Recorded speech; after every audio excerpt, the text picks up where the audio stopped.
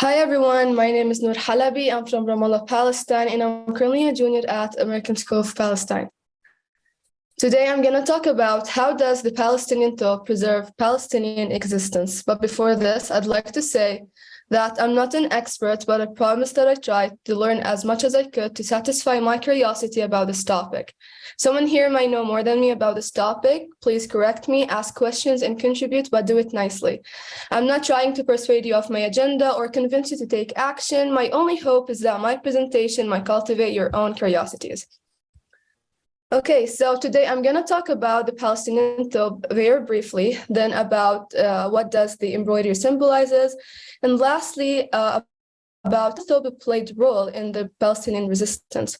But first, what led me to this? So a few weeks ago, I was looking through topics that make me curious about my culture, and I found an Israeli model who was wearing the Palestinian thobe, claiming it's Jewish. It doesn't belong to the Palestinians. And this is how it made me more curious to learn about my culture and the most traditional clothing, the Palestinian thobe. Okay, so, they say that your clothes represent who you are, and looking at the Palestinian woman, the thobe is what represents her. The Palestinian thobe is a simply constructed floor-length dress with long sleeves that has been around for 5,000 years, according to historian records. Each region in Palestine has its own thobe that represent the region with a unique embroidery or tatriz style and color. The embroidery represent the geographical and the social conditions of that region. For instance, Jaffa is known for its oranges. So its thobe has the embroidery of an orange flower surrounded by cypress leaves, as you can see by the picture on the right. Now, the Palestinian thobe embroidery doesn't only represent or symbolizes the region someone came from, but also the feelings and the social condition of that person. For example, the embroidery of a phoenix symbolizes dignity. And in many cases, the colors of the embroidery tells you the social condition of the female. So a divorced female will wear a blue embroidery that represents her sadness. However, if a single female wore the same blue embroidery, that will mean that she is waiting to get married.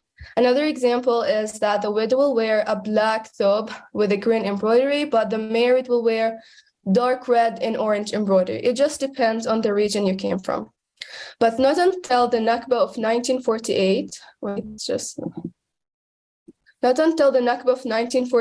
the thobe started to have a different representation. With the creation of the occupational state Israel, the Palestinian culture and tradition were shaken to their roots. So the thobe motif started to mix, and the Palestinian identity grew and developed through the embroidery. It unified the idea of identity. The embroidery started to less represent what village someone came from and more represent that they were Palestinians. We can see this a lot, especially in refugee camps, where women for the first time found themselves in need of employment to support their families financially. So tatriz or embroidery was their way to go. It was an opportunity to pass down the embroidery to the younger generation, so it cannot be forgotten, but also to gain independence and be empowered. Of course, the things that were occurring during that time didn't allow female to make a luxurious thobes like they were making before. They used cheap materials, which is reflected the social and the economic situation in Palestine. The Palestinian thobe started to be the symbol of resistance. It documented the stories and the experiences and even the opinions. The thobe became the activist that preserved the resistance and the Palestinian voice during the Nakba and even further. The thobe importance has peaked during the Intifada or the uprising of 1987. During the Intifada, the occupation has meant the Palestinians to carry the flag. So women incorporated the Palestinian flag colors, the red, the black, the white, and the green in their embroidery. In some cases, they embroider a sort of a dangling Palestinian map. So the thobe preserved the right of resistance and pride of nationality. The Thobe, as I said before, it became the holder of the struggle and the documentaries of the stories and the struggles of many Palestinians. And knowing that the occupational state Israel lacks anything that connects it to Palestine, they tried to rob the culture from the roots. They try to rob the Palestinian Thobe to allude to the world of what they don't and will never have theirs. With that comes the Palestinian role to preserve the right and nationality of about 10 million Palestinians. Many people, especially those who live abroad, preserve the culture by wearing the thobe to important events, like Rashida Tlaib, the Democrat of Michigan, who became the first Palestinian American in the Congress. Rashida Tlaib proudly wore her mother's thobe to her historic swearing. This is one of the way of how the thobe, symbolizing the history and the heritage of Palestine. Some people put the thobe in museums, for examples, which enables the people to recall the struggle with the states as a way of preserving the resistance. We also have people who shows the world the Palestinian Thobe through social media, like TikTok, Twitter, Facebook.